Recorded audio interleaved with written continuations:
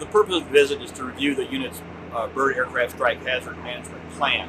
And then we spend the rest of the morning looking around the airfield to see what type of habitat is on the airfield, what types of priorities have been set, nets on modifying habitat, fencing, drainage, that type of thing.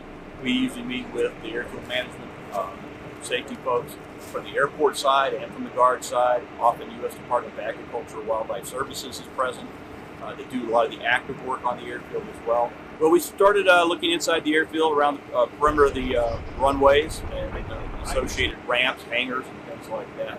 And then we typically take a look at it if the mission for the unit is away from the airfield, if they have a drop zone, landing zones that they frequent, that type of area. And we'll also go and look at those fields if they're close enough.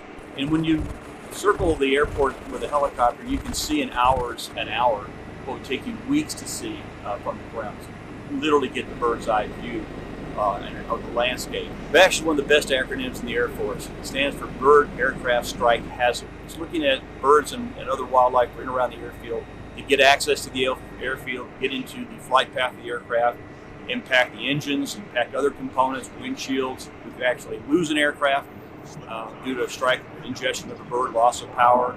We can cripple the aircraft. Today we hosted a BASH team visit from NGB, and they came out and they're assisting us with rewriting our BASH program.